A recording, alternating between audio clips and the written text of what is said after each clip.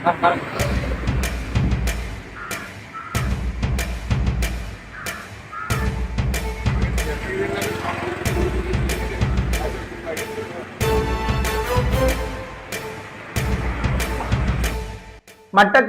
களுவாஞ்சிக்குடி என்ற இடத்துல இப்படியான வேக சோதனை நடத்தப்பட்டிருக்கு. யாதுமூரே யாவரும் கேள்வி. தமிழ் பேசக்கூடிய மக்கள் அனைவருக்கும் இனிமையான ஒரு வணக்கம். முதலாவது, நம்ம எங்கேயாவது போகணும் என்று சொன்னா அவசரமா போகணும்னா வாகனத்துல நாங்க வேகமாக செல்லுவோம்.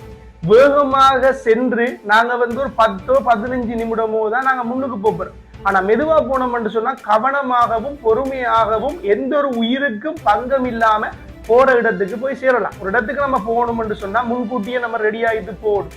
இல்ல ரெடி ஆயிட்டு லேட் ஆயிட்டு சொன்னா இன்ஃபார்ம் பண்ணா சரி, கொஞ்சம் லேட் ஆயிட்டு கொஞ்சம் வெயிட் பண்ணுங்க. அதை விட்டுட்டு நம்ம வேகமாக செல்லும் பொழுது அதிகமான விபத்துக்கள் ஏற்படுது. அதுவும் இப்ப ஒரு சிலர் இந்த அம்மா அப்பா அந்த சின்ன பிள்ளைகளுக்கு எல்லாம் மோட்டார் சைக்கிளை வாங்கி கொடுக்குற ஒரு 17-18 வயசு பிள்ளைகளுக்கு மோட்டார் சைக்கிளை வாங்கி கொடுக்கக்குள்ள அந்த மோட்டார் சைக்கிள்ல வேகமாக செல்ற சிலருக்கு லைசன்ஸே இல்லாம மோட்டார் சைக்கிள் இருக்கு. வேகமாக செல்லும் பொழுது அதிகமான விபத்துக்கள் ஏற்படுது. நிறைய உயிர்களை நாங்க இழந்துட்டோம். பெரும்பாலும் விபத்துக்கள் மூலமாக இலங்கையில ஒரு வருடத்துக்கு 10,000க்கு மேற்பட்ட மரணங்கள் நடக்கிறதாக சொல்றாங்க.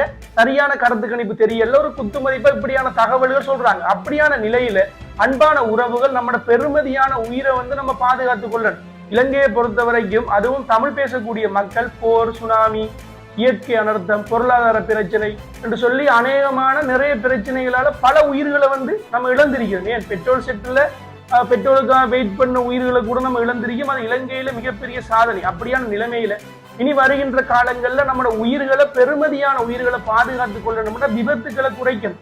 விபத்துக்களை ஒரேடியா நம்ம கட்டுப்படுத்த முடியாது, தடுக்க முடியாது, ஆனா குறைக்கலாம். அதற்குரிய நடவடிக்கை வேகத்தை குறைத்து விவேகமாக ஒரு சாந்தமான ஒரு வாகன பிரயாணத்தை நம்ம மேற்கொள்ளணும். இப்போ பெரும்பாலும் நம்ம ரேஸுக்கு போறது இல்லை, ரேசிங்குக்கு போறது இல்லை. நம்ம போறது டிராவல் பண்ணும் பொழுது பக்கத்துல இருக்கிற சூழலை நம்ம அவதானிச்சு, முன்னுக்கு வர வாகனங்களை நம்ம அவதானிச்சு நம்ம ஒரு பக்குவமா வாகனங்களை செலுத்தணும்.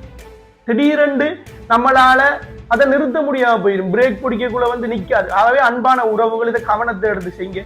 அதோட அந்த இளம் வயதுல பைக் வாங்கிட்டு ரத்தம் சூடாரிக்கிற நபர்கள் மிகவும் ஆபத்தான முறையில வாகனங்களை ஓடுறீங்க. அப்படி ஓட வேண்டிய தேவையில்லை. மெதுவா போங்க, மெதுவா ஓடுங்க.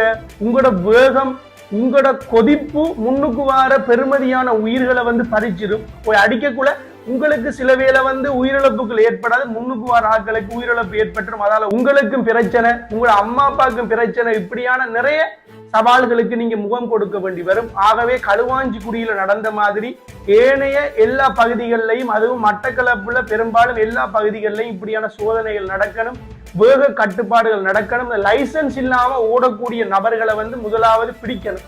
இளம் வயது பிள்ளைய லைசன்ஸ் இல்லாம எல்லாம் பைக்கில் பிச்சுட்டு போறதை நம்ம பார்க்கிறோம். அப்படி போகாம கவனமாக பிரயாணங்களை மேற்கொண்டு பாதுகாப்பாக இருக்கணும். நம்மளோட பெருமதியான உயிர்களை நம்ம பாதுகாத்துக் கொள்ளணும் என்று கேட்டு, வீழ்வது நாமாயினும் வாழ்வது தமிழாகட்டும். இப்படியான சோதனைகளை மேற்கொள்ற போலீஸ் அதிகாரிகள் மற்றும் போலீஸ் திணைக்களத்துக்கு நன்றி.